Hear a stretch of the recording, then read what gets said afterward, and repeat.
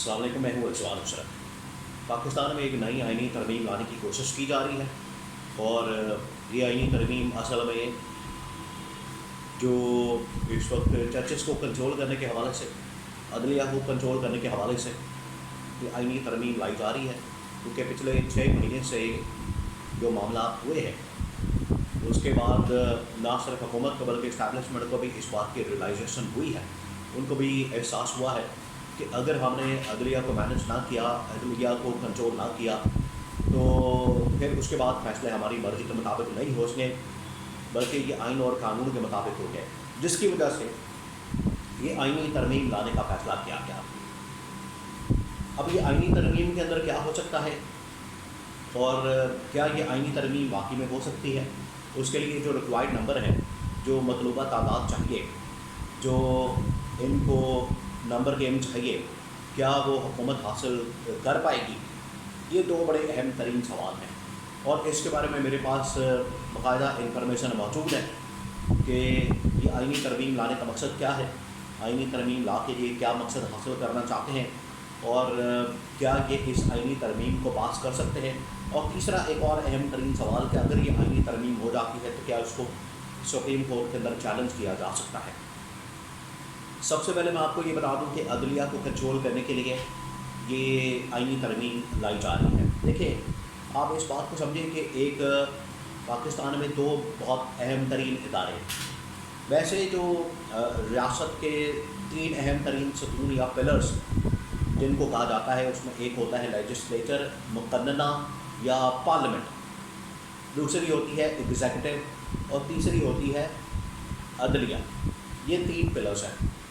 लेकिन प्रैक्टिकली अगर देखा जाए तो पाकिस्तान में सबसे जो ताकतवर इदारा है वो पाकिस्तान की फ़ौज है, उसके बाद अदलिया, उसके बाद ये पार्लियामेंट और एग्जीक्यूटिव यानी हुकूमत वक्त। अब इनमें अगर अदलिया और इस्टेब्लिशमेंट या पाकिस्तान की फ़ौज का अगर आप एक मवाजना करें या दोनों को सामने रखें तो पाकिस्तान की फ़ौज के अंदर एक तरीक़ेकार मौजूद है आर्मी चीफ की तैनाती का, और वो तैनाती इस तरह से होती है कि 3 साल का टेन्योर है। 3 साल के बाद ये तैनाती का मामला आता है और प्राइम मिनिस्टर के पास ये इख्तियार होता है कि उसके पास जो 6 नाम आए हैं, 4 नाम आए हैं, 3 नाम आए हैं, 3 से 6 नाम जो आते हैं उनमें से एक का इंतखाब करें और उसके बाद उसको आर्मी चीफ लगा दिया जाए। इधर सुप्रीम कोर्ट के अंदर प्रोसेस ये है कि जिसने चीफ जस्टिस बनना है, सुप्रीम कोर्ट के अंदर अपना एक पूरा तरीक़ेकार मौजूद है, अपना एक प्रोसेस मौजूद है कि जो सीनियर तरीन जज है वो ऑटोमेटिकली चीफ जस्टिस बन जाता है। तो सुप्रीम कोर्ट के अंदर मुदाखलत जो है बराह रास्त नहीं होती, डायरेक्ट इनडायरेक्ट मुदाखलत नहीं होती हुकूमत की या किसी भी और इदारे की। लेकिन इधर इस्टेब्लिशमेंट के अंदर, फ़ौज के अंदर टॉप लेवल पे आर्मी चीफ की तैनाती के मौके पर यह मुदाखलत ज़रूर होती है। बाकी फ़ौज अपने काम के अंदर मुदाखलत नहीं करने देती, इधर उधर चाहे मुदाखलत कर लें लेकिन अपने काम के अंदर वो मुदाखलत नहीं करने देते। लेकिन जब आर्मी चीफ की तैनाती की बात होती है तो वहाँ पर ये एक मामला आता है। अब कोशिश ये की जा रही है कि जिस तरह से आर्मी चीफ की तैनाती मैनेज हो सकती है, इसी तरह से चीफ जस्टिस की तैनाती को भी मैनेज किया जाए। यहाँ पर पोस्टिंग ट्रांसफ़र का इख्तियार जो है हुकूमत वक्त के पास होना चाहिए, ताकि हुकूमत को या इस्टेब्लिशमेंट को अगर कोई जज तंग कर रहा है तो उसके मुताबिक पर उसको चलाया जा सके। और चीफ जस्टिस की तैनाती हुकूमत वक्त के पास होगी, हुकूमत के पास होगी तो इस्टेब्लिशमेंट उसको बड़ी आसानी के साथ मैनेज कर सकती है और अपनी मर्ज़ी का चीफ जस्टिस ला सकते हैं। मैं आपको एक वाक़या बताता हूँ, और ये वाक़या जो है वो जस्टिस शौकत अज़ीज़ सिद्दीकी जो कि इस्लामाबाद हाई कोर्ट के जज हैं, ये उन्होंने खुद सुनाया है। वो कहते हैं कि जनरल फैज़ बार बार आ रहे थे और उनको मैनेज करने की कोशिश कर रहे थे कुछ फैसलों के ऊपर कि हमारे हक़ में ये फ़ैसले थे, तो जस्टिस शौकत सिद्दीकी मान नहीं रहे थे। तो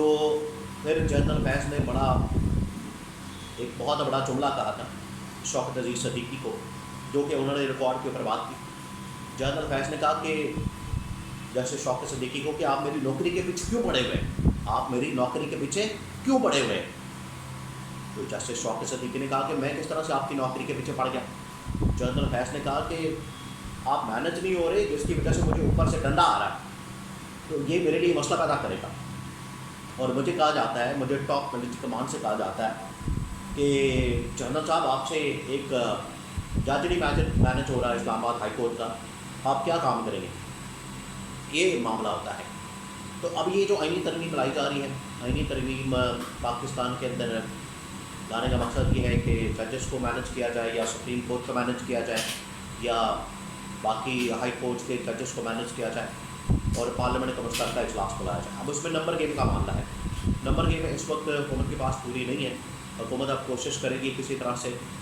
نمبر گیم پوری کرنے کی۔ مولانا فضل الرحمان کو انہوں نے بنانے کی کوشش کی، پی ٹی آئی کے اندر سے کچھ بغاوت کروا کے، اندر سے کچھ لوگوں کو لا کے وہ نمبر جو ہے پورا کرنے کی کوشش ہوگی، کیونکہ جب آپ نے آئینی ترمیم کرنی ہے تو آپ کو 2/3 میجورٹی چاہیے، آپ کو 225 کے قریب نمبر چاہیے۔ ان کے پاس نہیں ہے حکومت کے پاس، ان کے پاس ہے 205 یا 208 کے قریب، اور مخصوص نشستوں کے بعد یہ نمبر کم ہو جانا تھا، لیکن اس کے اوپر ابھی تک اسٹے ہے یا ڈیلے ہے، یا انہوں نے ریویو پٹیشن دی ہوئی ہے۔ تو نمبر گیم پورا کرنا ان کے لیے سب سے بڑا چیلنج ہے۔ اسی وجہ سے انہوں نے مولانا کے ساتھ ملاقات کی، مولانا کے ساتھ بات چیت کی، ادھر سے نمبر گیم کو پورا کرنے کے لیے پی ٹی آئی کے اندر سے کچھ ایم این ایز توڑے جا سکتے ہیں تاکہ نمبر گیم پورا کیا جائے، اور 225-36 ایم این ایز وہ آئینی ترمیم پاس کر دیں۔ اسی طرح سے سینٹ کے اندر 70 کے قریب نمبر چاہیے تاکہ اس کو پاس کر دیں۔ اب تیسرا جو اہم ترین سوال ہے وہ یہ کہ اگر یہ یہاں پر آئینی ترمیم ہو جاتی ہے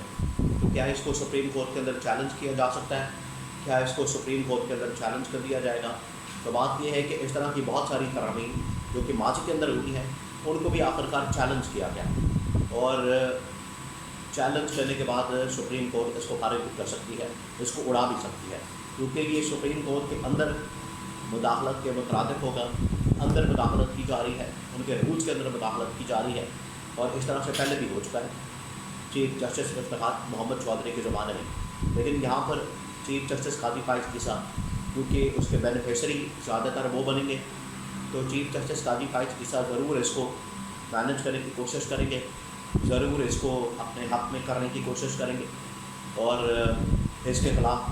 فیصلہ کوشش کریں گے کہ نہ آئے۔ لیکن اس کے باوجود جو ججز کے اندر اس وقت گھڑے بندی بن چکی ہے، ججز کے اندر جو اس وقت گروپ بازی بن چکی ہے، قاضی فائز عیسیٰ بڑا مشکل ہے کہ وہ سروائیو کر سکے یا اس ترمیم کو بچا سکے۔ اگر یہ معاملہ سپریم کورٹ کے اندر آ جاتا ہے تو لکھ کے رکھ لیں، میں آج ہی آپ کو بتا دیتا ہوں کہ یہ سپریم کورٹ کے اندر پھر ترمیم سروائیو نہیں کر سکے گی، اور سپریم کورٹ اس ترمیم کو اڑا دے گی، اور سارا کا سارا ان کا جو ترمیم کا پیکج ہے یا ان کا جو منصوبہ ہے سارا کا سارا فارغ ہو جائے گا۔